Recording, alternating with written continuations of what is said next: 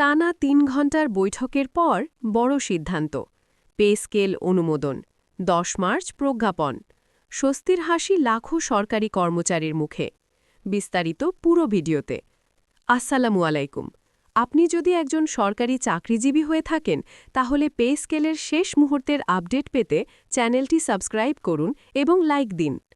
দৈনিক যুগান্তর ৪-৩-২০২৬ এইমাত্র মন্ত্রিপরিষদের টানা ৩ ঘণ্টার গুরুত্বপূর্ণ বৈঠক শেষে অবশেষে বহুল প্রতীক্ষিত পে স্কেল অনুমোদনের ঘোষণা এল বৈঠক শেষে অর্থমন্ত্রী অধ্যাপক আমির খসরু মাহমুদ সাংবাদিকদের জানান আগামী ১০ই মার্চ আনুষ্ঠানিক প্রজ্ঞাপন জারি করা হবে দীর্ঘদিন ধরে সরকারি কর্মকর্তা কর্মচারীদের মধ্যে যে প্রত্যাশা উদ্বেগ আর নানা জল্পনা-কল্পনা চলছিল আজকের এই সিদ্ধান্ত সেই সব প্রশ্নের একটি স্পষ্ট দিক নির্দেশনা দিল বৈঠকে বিভিন্ন মন্ত্রণালয়ের শীর্ষ কর্মকর্তারা আর্থিক সক্ষমতা রাজস্ব আদায়ের বর্তমান অবস্থা মূল্যস্ফীতি জীবনযাত্রার ব্যয় বৃদ্ধি এবং নিম্ন ও মধ্যম আয়ের কর্মচারীদের বাস্তব পরিস্থিতি নিয়ে বিস্তারিত আলোচনা করেন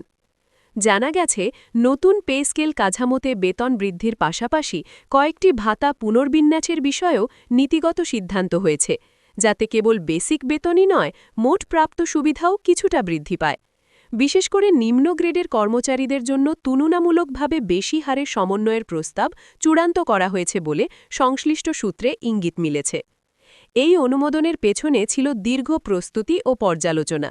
একটি বিশেষ কমিটি গত কয়েক মাস ধরে তথ্য উপাত্ত সংগ্রহ করে প্রতিবেদন তৈরি করে যেখানে পার্শ্ববর্তী দেশের বেতন কাঠামো অভ্যন্তরীণ রাজস্ব প্রবৃদ্ধি সরকারি ব্যয়ের চাপ এবং ভবিষ্যৎ অর্থনৈতিক ঝুঁকি বিবেচনায় নেওয়া হয়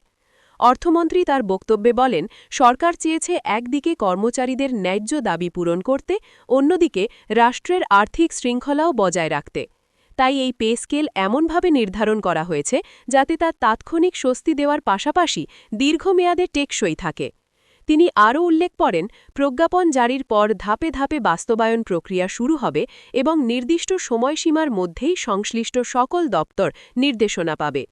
সরকারি কর্মচারীদের মধ্যে ইতোমধ্যেই স্বস্তির আবহ তৈরি হয়েছে অনেকেই মনে করছেন বর্তমান বাজার পরিস্থিতিতে বেতন সমন্বয় ছিল সময়ের দাবি দ্রব্যমূল্য বৃদ্ধি বাসা ভাড়া চিকিৎসা ও শিক্ষা ব্যয়ের চাপ গত কয়েক বছরে উল্লেখযোগ্যভাবে বেড়েছে ফলে পুরনো কাঠামোতে সংসার চালানো কঠিন হয়ে পড়েছিল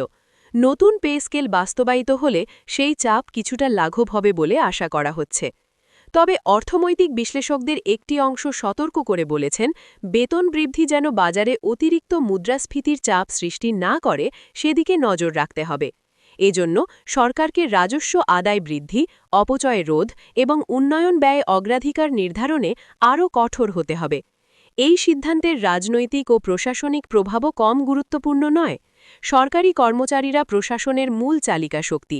তাদের মনোবল কর্মোদ্যম এবং আর্থিক নিরাপত্তা নিশ্চিত করা গেলে সেবার মানও উন্নত হয় এমনটাই মনে করেন নীতি নির্ধারকরা তাই এই পে স্কেলকে কেবল বেতন বৃদ্ধি হিসেবে নয় প্রশাসনিক দক্ষতা বাড়ানোর একটি কৌশলগত পদক্ষেপ হিসেবেও দেখা হচ্ছে একই সঙ্গে পেনশনভোগীদের বিষয়টিও আলোচনায় এসেছে বলে জানা গেছে যদিও এ বিষয়ে বিস্তারিত প্রজ্ঞাপনেই স্পষ্ট হবে এখন সবার দৃষ্টি ১০ই মার্চের দিকে যেদিন আনুষ্ঠানিক প্রজ্ঞাপন জারি হবে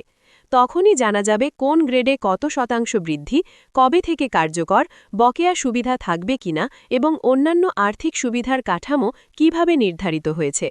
আজকের এই ঘোষণা নিঃসন্দেহে লাখো সরকারি কর্মচারী ও তাদের পরিবারের জন্য বড় একটা খবর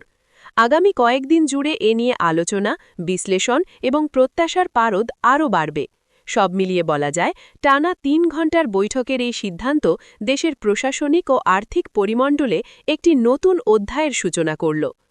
এই সিদ্ধান্ত কার্যকর হওয়ার পর এর বাস্তব প্রভাব কেমন হবে সেটি এখন সবচেয়ে বড় প্রশ্ন বিশেষজ্ঞদের মতে শুধু বেতন বৃদ্ধি করলেই দায়িত্ব শেষ নয় বাস্তবায়নের গতি ও স্বচ্ছতাও সমান গুরুত্বপূর্ণ বিভিন্ন দপ্তরে যেন দ্রুত আর্থিক সমন্বয় হয় সফটওয়্যার ও হিসাব বিভাগে প্রয়োজনীয় আপডেট সম্পন্ন হয় এবং কর্মচারীরা সময়মতো বর্ধিত বেতন হাতে পান তা নিশ্চিত করতে হবে অতীতে অনেক সময় প্রজ্ঞাপন জারি হলেও মাঠ পর্যায়ে কার্যকর হতে বিলম্ব হয়েছে ফলে অসন্তোষ তৈরি হয়েছে এবার সরকার সে ধরনের জটিলতা এড়াতে আগাম প্রস্তুতি নিয়েছে বলেই সংশ্লিষ্ট মহল জানিয়েছে এছাড়া এই পে স্কেল অনুমোদন ভবিষ্যতের অর্থনৈতিক পরিকল্পনাকেও প্রভাবিত করবে। রাজস্ব আয় বাড়ানো, কর ব্যবস্থাকে আরও কার্যকর করা এবং অপ্রয়োজনীয় ব্যয় কমানো, এই তিনটি বিষয় এখন আরও বেশি গুরুত্ব পাবে। কারণ বেতন খাতে ব্যয় বাড়লে উন্নয়ন বাজেট ও সামাজিক নিরাপত্তা কর্মসূচির সঙ্গে ভারসাম্য রক্ষা করা একটি বড় চ্যালেঞ্জ হয়ে দাঁড়ায়। অর্থমন্ত্রী ইতোমধ্যেই ইঙ্গিত দিয়েছেন যে আর্থিক শৃঙ্খলা বজায় রাখতে কঠোর নজরদারি থাকবে এবং প্রয়োজন হলে ব্যয় পুনর্বিন্যাস করা হবে। অর্থনীতিবিদরা মনে করছেন, সঠিক পরিকল্পনা থাকলে এই পে স্কেল দেশের সামগ্রিক অর্থনীতিকে চাপে ফেলবে না, বরং অভ্যন্তরীণ ভোগ-ব্যয় বাড়িয়ে প্রবৃদ্ধিতেও ইতিবাচক ভূমিকা রাখতে পারে। সবশেষে বলা যায়, আজকের এই ঘোষণা শুধু একটি প্রশাসনিক সিদ্ধান্ত নয়, এটি লাখো পরিবারের নতুন আশার সঞ্চার করেছে।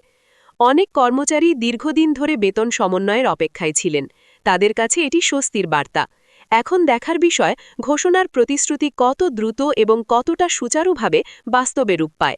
10ই মার্চের প্রজ্ঞাপনকে কেন্দ্র করে যে প্রত্যাশা তৈরি হয়েছে, তা পূরণ হলে সরকারি কর্মচারীদের মধ্যে নতুন উদ্যম সৃষ্টি হবে। আর সেই উদ্যমই শেষ পর্যন্ত দেশের সার্বিক সেবার মান উন্নয়নে বড় ভূমিকা রাখবে।